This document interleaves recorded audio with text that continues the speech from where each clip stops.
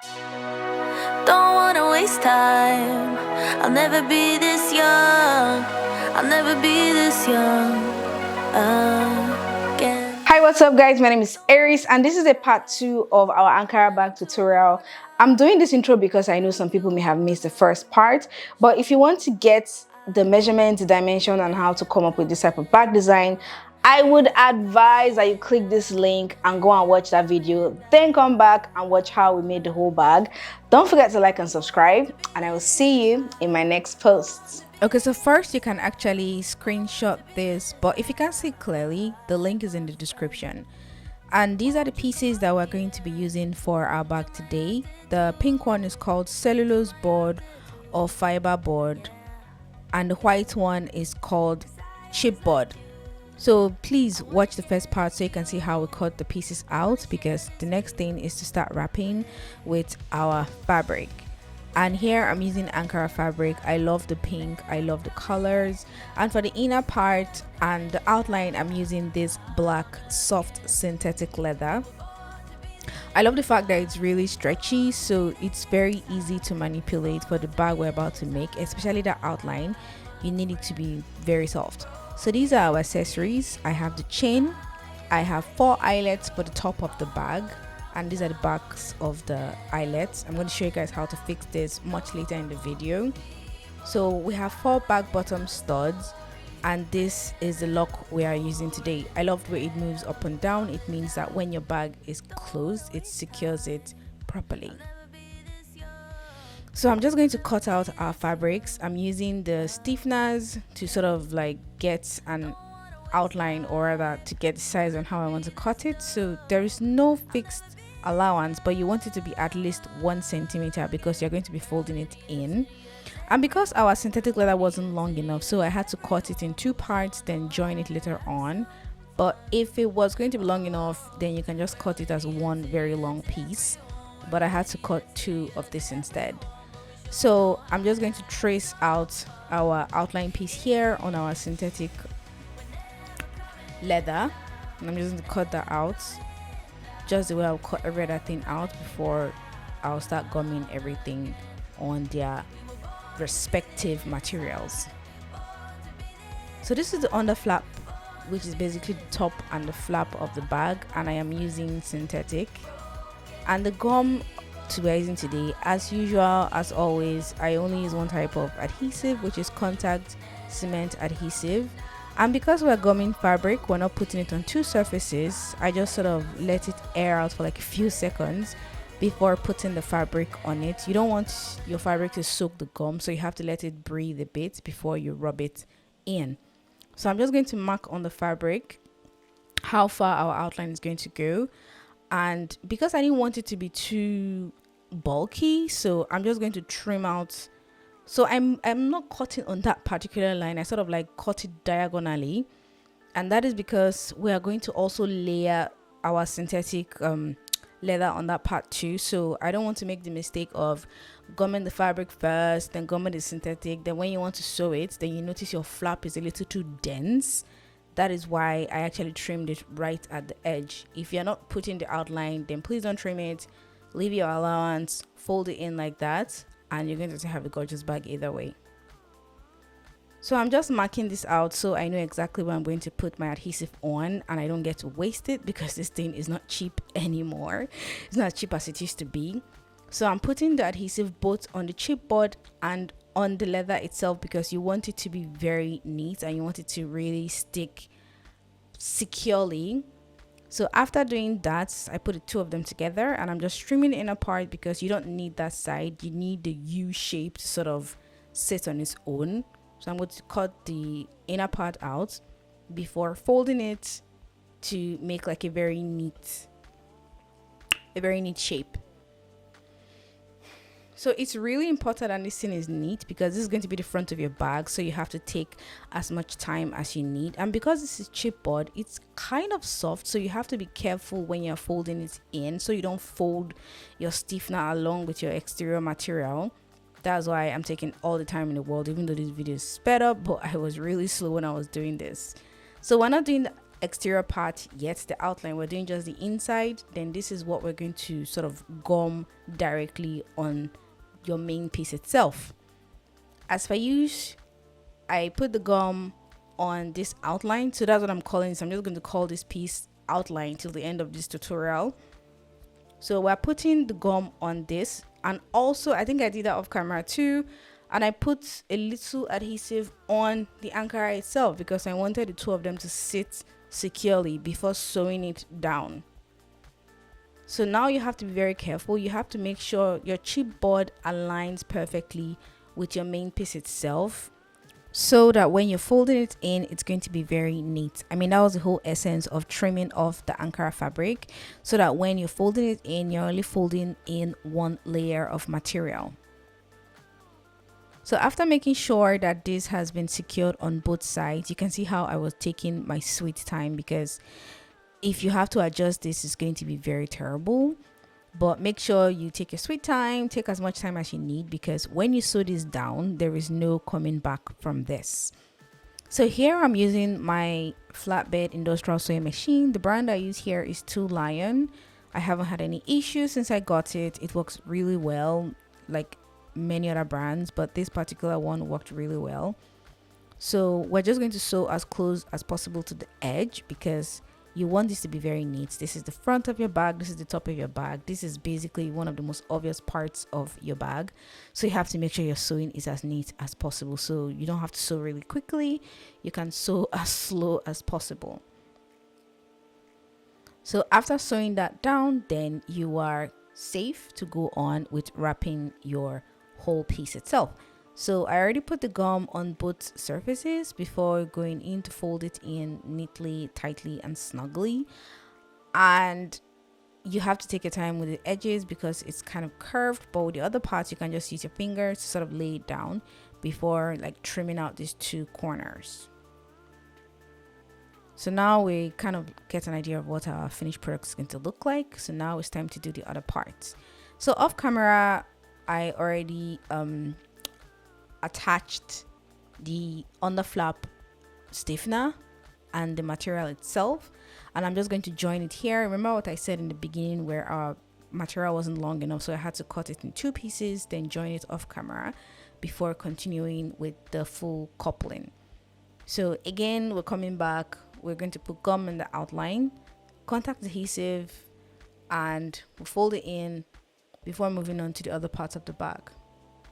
So this is how you actually cut your gusset piece here. You cut the entire shape, then you notch out 2 centimeters from either side. And like I said before, I always use 2 centimeters because the distance from my needle to the edge of my cylinder bed is 1.5, and I don't like fighting with my bag, so I like to give as much space as necessary. So exactly what we did for the other pieces is what we're going to do for the gusset, which is you put your adhesive on your stiffener, you attach it to your Ankara, and then you come outline and you put the gum all the way around it, and you make sure you do this as neat as possible because it's going to show if you really do like a very tacky fold in. So you have to take your sweet time if you know your hands are not steady before moving on to folding the piece in. So I'm just going to fold this in for the two of them. I'm just going to show only one. I don't think it's necessary to show the two of them. One is enough to get what I'm doing. So I fold it in on the two sides and the notches at the bottom, just making sure that our Ankara fabric really reaches every corner and covers every edge before trimming out the angled edges rather, before moving on to closing the inside part with our synthetic leather. So like I said before, if you've seen my previous videos, you know this is a technique I use sometimes, especially when I don't want the thread to show in the under part. I think the less thread that shows in bag making, the neater your product always looks. I don't know if this is true, but it's something I just noticed. What do you guys think about that? So after you've attached it with this technique, then you can now go and rub contact adhesive on the whole thing, which is the inner part, the inner lining rather, and the bottom part of your stiffener. Just going to smooth that in.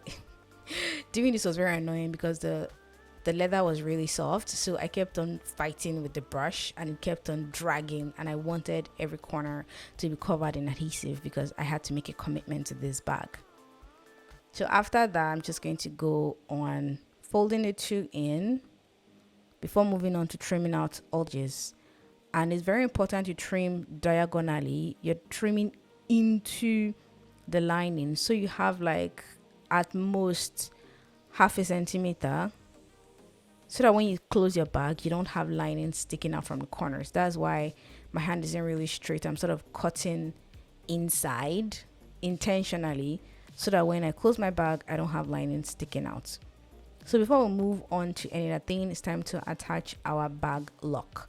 Like I said, I wanted something that latched up and down. I didn't want something that was going to twist or turn or anything that would stress me out. I wanted something like this because I knew the flap was going to go all the way to the bottom. So when you do this and it hooks, your bag doesn't open, or it's very easy to close it rather when you're like in a public place and you need to just shut your bag. So first, I like to do this method where I just sort of attach the bag lock, and this way when you're attaching the other part on your bag, it's sort of like a perfect fit, or rather a near perfect fit. So just watch what I do. I don't know if anybody else fixes their locks like this, because whenever I used to just mark it on the stiffener itself, it never sat well. So I just started doing it like this, where I literally just close the bag, and wherever the legs of the bottom piece touches, that is where I'm going to punch and attach it to. I don't care if it's, as long as it's in the middle though. Apart from that, any other thing works for me, works fine. So we just pierce the two holes. You can't really see it because it's Ankara, but the impression that it made on the piece itself was where I sort of just went with, while also trying to make sure that it was straight before bending the legs in the bottom part. So after securing that, I'm going to test it again before moving to doing the next thing, which was fixing the bag bottom studs or the bag legs, or I don't know, people call it all sorts of names, but I think some people call it bottom cup. What do you call the legs of your bags? Put that in the comment section. I want to hear what you call the bags, the legs of your bags, because people call it different things. They all do the same thing. Just make sure that your bag doesn't touch the floor. And with a bag like this, it's very important you put this. If not, you're going to be dropping your Ankara fabric bag straight on the floor. People go one step ahead and sort of cover it with synthetic leather so you can easily wipe it off, but I don't think I'm going to ever have that issue. So I just went ahead with the bag bottom studs straight on the Ankara fabric. So if you are familiar with bag making, you should know, okay, this is the next thing, which is to attach our bottom flap piece, our under flap piece, basically the piece that goes under the flap, before attaching the remaining part of the lining, where you sort of do like the major closing. So if there was anything you want to attach to your bag, this would be the time to do it, because once you join those two pieces together, that is a point of no return. You're not coming back from it, because you are attaching paper to paper, so you cannot separate it. It's just going to tear. So back to the main piece, which is just sort of line it, making sure that the ends are aligned. Like I said before, you don't want to make a mistake on this step, because both pieces, the underparts or the parts that you're going to attach together, are both made of paper, so it's going to rip if you try to separate it, and the damage is always so bad. It's always so bad. So after aligning these two parts together, I'm just going to go here and rub. So just where my arm is on, if I was going to attach like an inner pocket, I would have had to do it on that part of it, but I did not do an inner pocket because I always have a habit of putting my wallet straight into my bag, and I don't like separating my small items. So just to seal the deal on this panel before we go on to closing the bag itself, I'm just going to carefully fold that part in, and off camera I already sewed just one straight line, and I'm just going to go on and trim the edges and any other parts that we have sort of like sticking out. So after trimming two sides, I'm just going to go and join just the flap and the top of the bag. You can actually do this when you're closing your bag, but because of the way this black piece was, and I was already excited on how neat the whole thing was coming on, so I didn't want to mess it for myself. So I just went and sewed only the top and the flap of the bag before going back to pinning everything together and doing the final closing before going on to do some other like small finishing touches. So here I'm using binder clips. Anybody that asks, it's the same binder clips you see in the bookshop, in the bookstore. Yes, it's that one. Even if it's not this one, basically any clip can work as long as it's strong enough to hold anything in place. Yes, it's going to work. I know I've seen some plastic ones. I'm going to put all the links in the description to materials that you might need that would actually make your project much easier. So I'm just doing some final adjustments to make sure that the corners are properly like tucked in, because when you sew this, there's no coming back.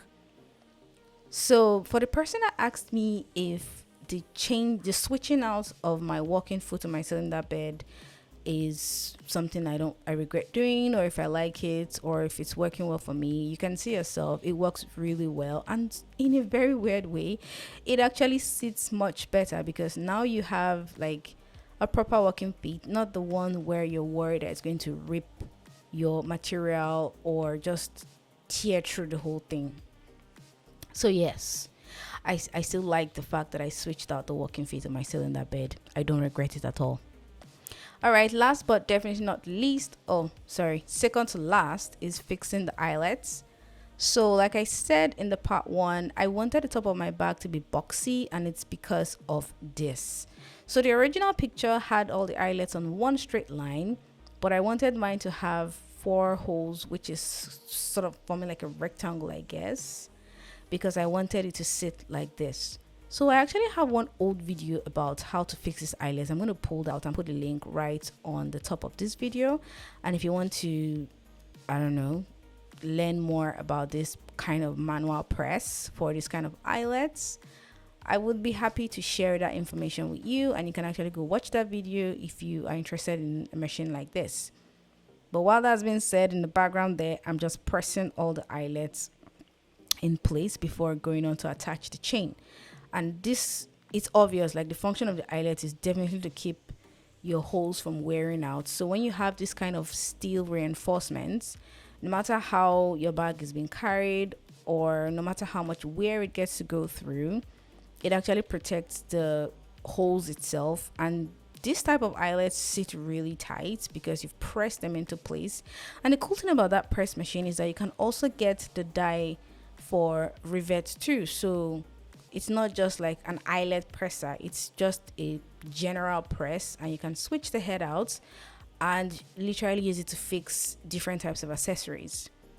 So now I have fixed my chain. My chain wasn't really that long, but it doesn't really matter because I don't really have like a very long torso. So either way, it still came out well for me. What do you guys think of this tutorial? I sort of made some changes based on just personal decisions. And I love the fact that I made those changes because now the bag just looks very special.